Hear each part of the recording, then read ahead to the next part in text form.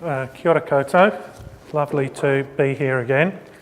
Okay, so as Bill rightly said, last year the policy group at Massey decided to have a very detailed look at the Treasury briefing release on education, which, if you remember, in 2012 came out round about the same time as the class size fiasco debate.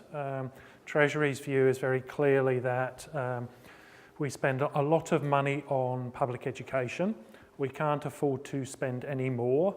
What we must do instead is to become more efficient in the way that we spend the limited amount of funding that we have. And because some children achieve better than others, even in similar circumstances, the problem must be with teachers. Yeah? So what we have to do is improve the quality of teaching, and then all sorts of good things will flow from that, not just for the children themselves, but also for the education system as a whole, and therefore society and the economy as a whole. And what we did in the policy response group was have a look at the evidence that the Treasury said it was drawing on. And the evidence that Treasury said it was drawing on was that you can improve teacher quality with a system of incentives and sanctions, most notably performance-related pay. You can measure teachers' performance by using standardised tests and other forms of outcomes. And we took each of their assumptions in the group and we followed them through with a trail of evidence. And effectively what we came out concluding was that it's the Treasury assumptions that are wrong, not what's going on in schools and early childhood centres and tertiary settings that's wrong. If you start with a specific assumption that this is the way the world is, then inevitably you'll end up with the policy recommendations of the sort that Treasury puts forward. If you start with a different set of assumptions, then you'll end up in a different place. And so we produced a 100-page report that's had some sort of circulation, and we're happy to provide PDF copies to anybody here who would like them. It's a bit dry in places, but it does inevitably lead to the conclusion that what you need to focus on is improving teachers' skills and hold teachers accountable for the skills they exercise, but you cannot morally or practically hold teachers to account for the results that students achieve in terms of their learning, because at the end of the day it's only students who can learn, teachers can't force them to learn. So what I want to talk you through is just the idea that at the end of our report we came to the conclusion that it's the policy settings that are wrong, not what teachers do in classrooms that's wrong. Teachers will respond to the policy settings that are specified by officials and by politicians. Yeah? And if something is wrong in our system, and there's not a lot wrong with it, but to the extent that there are things wrong, it's the policy settings, not what teachers do in classrooms. So why are politicians so upset with what you folks are doing in your day jobs out in the real world? What's the politician's dilemma? Now, you won't be able to see this too clearly, but it's just 3 slides, one showing literacy results of Year 5 kids in Pearls. So the first one says that between 2001 and 2010-11, we flatlined, to use the vernacular. Yep, that we've made no national improvement in our literacy results amongst our poorest achievers, despite the fact that we've put bucket loads of money into education as a government. So what's wrong? Yeah? As politicians, we don't understand this. We're doing what we should be doing, which is to make more money available, but the results aren't improving. Similarly, in Year 5 science, so you will see down here that New Zealand between 94, 95 and 2010, 2011 on this international benchmark decreased 8 points on a standard scale, whereas the Islamic Republic of Iran, for example, improved by 73 points on that scale. So what's going wrong? Should we be borrowing our education policies from the People's Republic of Iran? Is there something that we can learn from them? But can you see the way that politicians are thinking? That all this money, $9 billion a year, is going into public schooling and we're going backwards. We're looking bad internationally, what's going on. And then mathematics, which is one of the really interesting ones, because of course we've had a major national initiative on improving teachers' skills in mathematics with the national literacy and numeracy strategies. We've had a program that's widely regarded as exemplary in terms of the mathematics it's promoting. And yet again, as a government, at the end of that, all we see is that we're going backwards compared with other countries. So from a politician's point of view, you can see what their dilemma is. There's money going into the system, but we're not improving. We're not even standing still. We're going backwards according to these data. So politicians will take their advice from groups like Treasury. And Treasury have a particular way of looking at the world that is a very narrowly economic one, but it's also one particular theory of economics. There's a whole range, but the standard textbooks tend to focus on one, which is a business process model. And according to that, Treasury would be saying to the Minister of Education, we've got a long tail of educational underachievement, and the problem with this is, apart from the problem for the children themselves, is that it creates social problems for society as a whole. That's Treasury's focus. And even worse, it creates economic problems. So we've got increased crime, we've got increased health, and that's because undereducated people are contributing to those figures. And then the economic downsides are that we have to spend more money on benefits than we should be doing. Despite Paula Bennett's recent efforts, we have to spend loads of money on benefits, and GDP suffers. So everything is focused on the idea that if we increase GDP, then all these benefits will flow. How do we do that? Well, we have to reduce or remove the educational tail of underachievement. And what's the most cost-effective way to do that? Well, it's to improve the quality of teaching.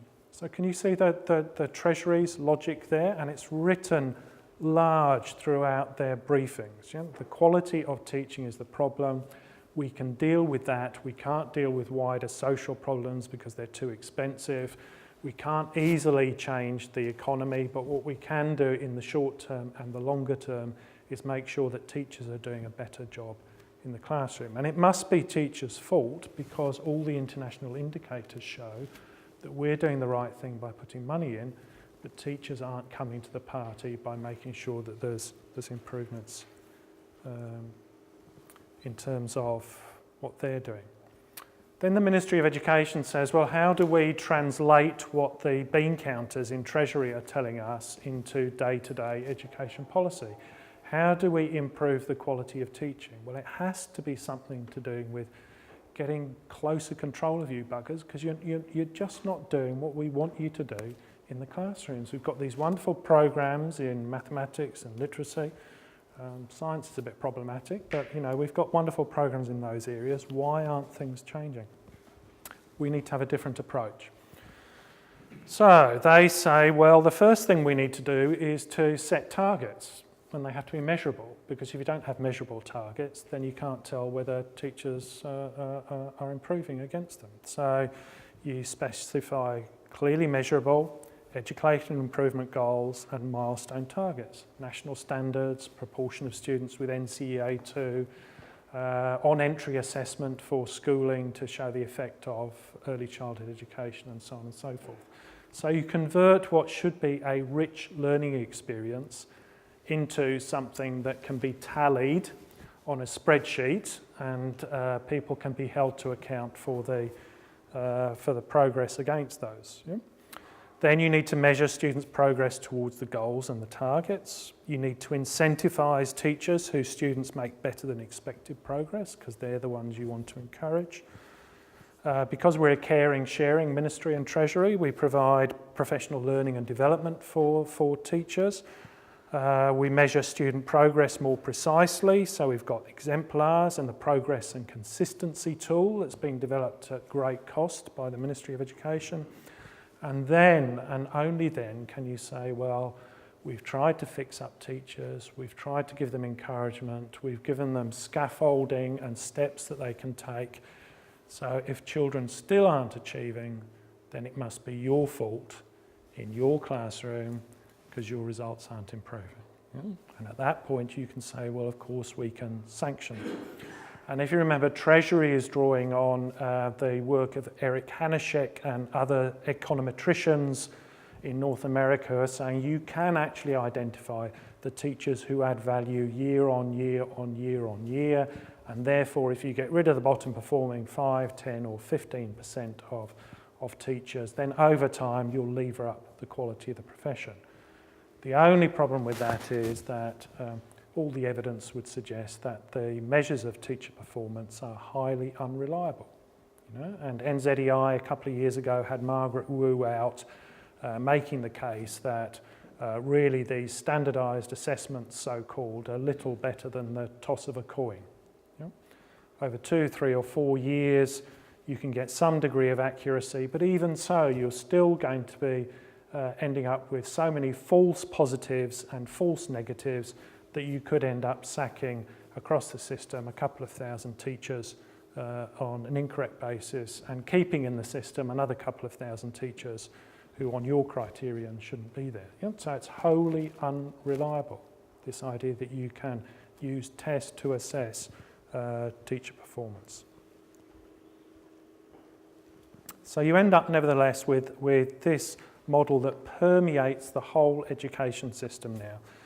Value-added measures of performance plus professional learning and development for teachers plus performance-related pay will improve gross domestic product. Yeah? And that's the name of the game. The tail is a drag on economic performance. Get rid of the trail. The country will be better off. We can spend more money on things that we need to spend money on. So our report at the end of it concluded that there is a better way forward. And the starting point is to say that that Treasury model, the business process model, is the problem, it's not the solution.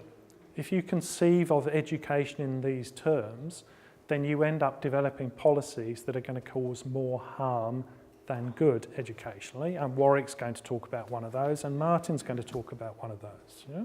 But if that's your mindset, then logically, national standards and PISA and testing combined will be the obvious solution. But if you start in a different place, then you'll get much further. So our argument would be you change the education policy settings process, you listen to people other than Treasury, yeah? You accurately read the messages from international comparative achievement studies instead of just taking the tabloid headlines in week 1, month 1.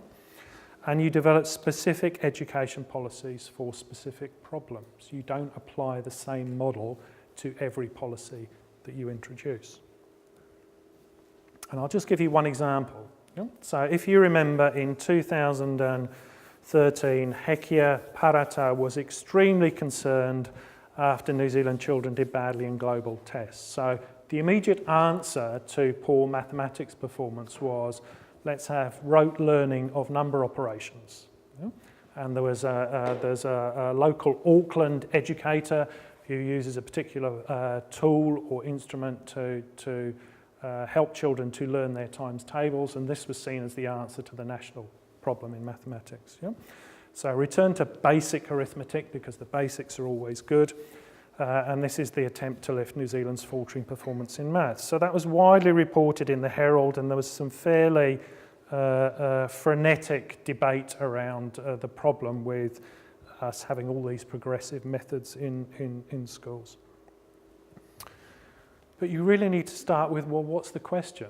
Don't go straight to the solution. What's the question? Yeah? And there's a mathematics academic locally who said, well, actually the figures that were reported in the newspaper were wrong.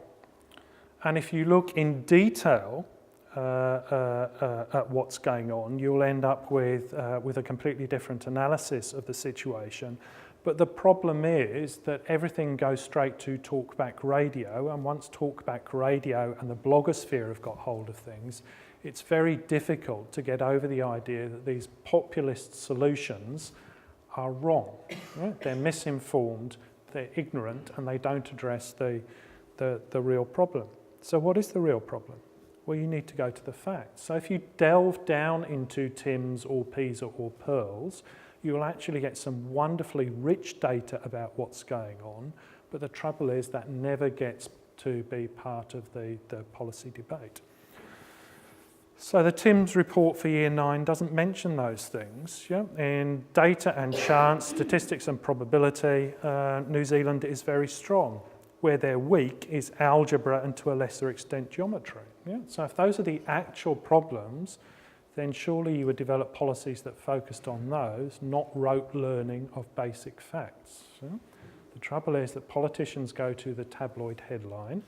They want a solution that makes it appear as if they are making a difference in practice, and they don't bother spending the time to talk to professionals like yourselves and academics about what the real facts are and what they mean and what about a range of possible alternative solutions. Yeah? You may also remember that Peter Gluckman, the Chief Science Advisor, came to pretty much the same conclusion in his report on the quality of public policy advice. And he actually used the class size farce as an example of very poor public policy making. Yeah? And what he's saying is that the problem we have in New Zealand, or one of the problems we have in New Zealand, is that values and evidence get conflated. Yeah? So you have people who've decided that they want to push a particular value position, and they don't spend enough time gathering the evidence that says this is actually what's going on. Yeah? So in New Zealand, we short-circuit policy.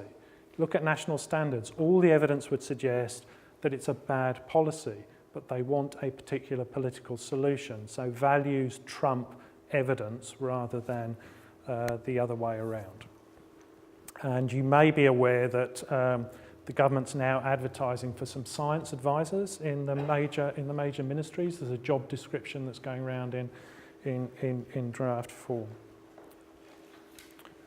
So just to move towards a fairly quick solution, the problem is that we need to focus on teacher quality, not student outcomes. Yeah? Teachers can't guarantee student outcomes in the same way that your GP can't guarantee that you will be healthy. Your GP can provide advice, expertise, can diagnose, but it's up to you to look after your health in most instances, yeah? Particularly where it's lifestyle issues. So if we're going to have policies on improving teaching, then we need to focus on the quality of what teachers do, not the outcomes they produce, because those are beyond teachers' control. What we can do is increase content knowledge, and one of the ways of doing that is to put more money into initial teacher education, which has been starved to the extent of about 20% in real terms over the last 20 years. We can expand the pedagogical toolkit. You know, there's lots of evidence now that there's a whole pedagogical repertoire that's been lost from classrooms because teachers are so pressured to deliver results. Yeah? We need to give more pedagogical skills to teachers. There's good evidence that if we focus on some sorts of pedagogies rather than others, then they're likely to have more of a difference. Yeah? So, for example, Robin Alexander, one of the UK gurus, has looked at teaching practices in a range of countries and has suggested that that what we can do is help teachers to focus not on all students in a session, but on a particular group of students, so that during the course of a week you get round to everybody rather than trying to get round to everybody in the same lesson in the way that we're encouraged to do in our classrooms. And in inner city London, he's conducting a research project over a number of years to help teachers to develop those skills of giving intensive support to a small group of students in one lesson rather than superficial support to all of them. Of course, to do that, you need to focus on other things like class size policy. Yeah? If you want these kinds of pedagogies in classrooms, then you cannot simply increase the numbers of students you've got in classrooms. And then lastly, there is a sobering thought for us in the student survey of PISA 15-year-olds. And there's a lovely database there that you can interrogate. And one of the things that you find fairly consistently is that even though New Zealand teachers develop better relations than most other OECD countries, there's still round about 1 in 5 students who reports that their teacher does not create the best conditions for learning in their classroom some of the time or most of the time. Yeah? So I think what we need is an honest conversation with ourselves which says that because of the way we have set up the teacher education system, we have not equipped all of our teachers to do the best for all of their students all of the time. We cannot blame teachers for that. We have to say, what are the policy settings that have developed in combination over time to lead us to this situation? That's a difficult conversation. It's one that has to be informed by evidence, but it's the only way forward. Yeah? The way we're going will not produce any change whatsoever. What we need is a more intelligent conversation. So just to finish, this is the sort of metaphor that I've been using now ever since we did that report. Do you remember when the backbencher pub caught fire in Wellington? Yeah? And the media explanation went viral straight away. It was spontaneously combusting tea towels. Yeah? Treasury's explanation for educational failure is a spontaneously combusting tea towel theory. Yeah? The business process model is a combustible tea towels theory. It's absolute garbage. Yeah? The business process model will not work in education in the same way that this model does not explain what actually happened in the backbenchers. Yeah? In the backbenchers you had some tea towels that in a hospitality setting accumulate grease, fat, they get washed, they accumulate chemicals. Yeah? They get left in a hot place to dry out. Now, each one of those things on its own will not produce a combusting tea towel, but in combination they may. Yeah? Treasury's theory of how education works is stupefyingly simplistic. Inputs, black box, outputs, outcomes. Yeah? What we need to do is to recognise that there are all sorts of variables in education that on their own may not seem to have much effect, but when you put them together, you come up with very plausible explanations about why we have a tail and what some of the reasons for that tail may be. Yeah? So we need to drop Treasury's business process model, forget about spontaneously combusting tea towels, and come up with much more complex theories about what's going on in our classrooms and early childhood centres. Okay. I'll stop there.